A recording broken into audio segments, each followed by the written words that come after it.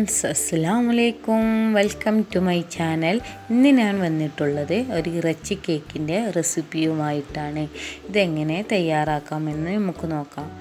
ആദ്യമായിട്ടാണ് ഞങ്ങളുടെ ചാനൽ കാണുന്നതെങ്കിൽ ഒന്ന് സബ്സ്ക്രൈബ് ചെയ്യുക, തൊട്ടടുത്തുള്ള ബെല്ലൈക്കണും കൂടി അമർത്തി വെക്കുക. അപ്പോൾ നമുക്കിനി ഇതെങ്ങനെ തയ്യാറാക്കാമെന്ന് നോക്കാം. അതിനായിട്ട് ഞാൻ ഇവിടെ എടുത്തിട്ടുള്ളത് 2 വലിയ സവാള ചെറുതായി എരിഞ്ഞത്, ഇഞ്ചിയും വെളുത്തുള്ളിയും ചെറുതായി എരിഞ്ഞത്, ഒരു പച്ചമുളക്, കുറച്ച് മല്ലിയിലയും. ഇനി ഒരു ചട്ടി അടുപ്പത്ത് വെച്ച് അതിലേക്ക് 2 ടീസ്പൂൺ വെളിച്ചെണ്ണ ഒഴിച്ച് കൊടുക്കാം. എന്നിട്ട് അതിലേക്ക് നമ്മൾ അരിഞ്ഞു വെച്ച വെളുത്തുള്ളിയും ഇഞ്ചും ഇട്ട് കൊടുത്തൊന്ന് നന്നായിട്ടൊന്ന് ഇളക്കി കൊടുക്കാം.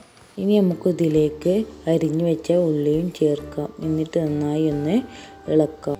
ഇനി ഇതിലേക്ക് ആവശ്യത്തിനുള്ള ഉപ്പ് ഇട്ട് കൊടുത്തൊന്ന് നന്നായി ഒന്ന് ഇളക്കി കൊടുക്കും. ഇതിലേക്ക് ഇനി നമുക്ക് അരിഞ്ഞു വെച്ച പച്ചമുളകും, ഒരു നുള്ളു മഞ്ഞൾപ്പൊടി, 1/2 ടീസ്പൂൺ മുളക് പൊടി, 1 ടീസ്പൂൺ ബീഫ് മസാലയും ഇട്ട് ഒന്ന് നന്നായി ഒന്ന് ഇളക്കി കൊടുക്കുക. ഇനി ഇതിലേക്ക് നന്നായി പൊടിച്ചെടുത്ത ബീഫും ഇട്ട് ഒന്ന് നന്നായി ഒന്ന് മിക്സ് ചെയ്യാം. അപ്പോൾ നമ്മുടെ കൂട്ട് ഇവിടെ റെഡി ആയിട്ടുണ്ട്.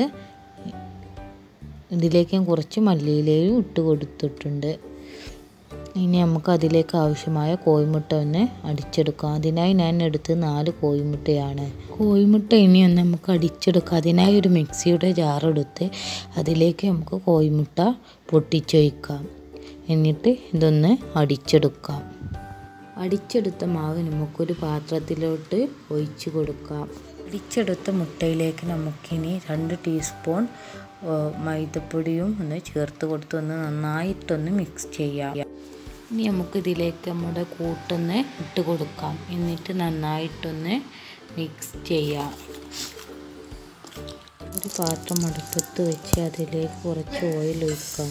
എന്നിട്ട് ഇതിലേക്ക് നമ്മൾ തയ്യാറാക്കി വെച്ച ബാറ്റർ ഒഴിച്ച് നമുക്ക് 1/4 മണിക്കൂർ ഒന്ന് അടച്ച് വെച്ച് ലോ ഫ്ലെയിമിലിട്ടൊന്ന് വേവിച്ചെടുക്കാം. 1/4 മണിക്കൂർ കഴിഞ്ഞ് നമ്മൾ ഇതൊന്ന് മൂടി തുറന്ന് നോക്കിയപ്പോൾ നമ്മുടെ കേക്ക് ഇവിടെ റെഡിയായി വന്നിട്ടുണ്ട്. ഇനി നമുക്കിതൊന്ന് ഒരു പാത്രത്തിലേക്ക് മാറ്റാം. അപ്പം നമ്മുടെ സോഫ്റ്റ് ആയിട്ടുള്ള ഇറച്ചി കേക്ക് ഇവിടെ റെഡി ആയിട്ടുണ്ട്. എല്ലാവരും ഒന്ന് ട്രൈ ചെയ്ത് നോക്കുക, എന്നിട്ട് കമൻറ്റ് ചെയ്യുക.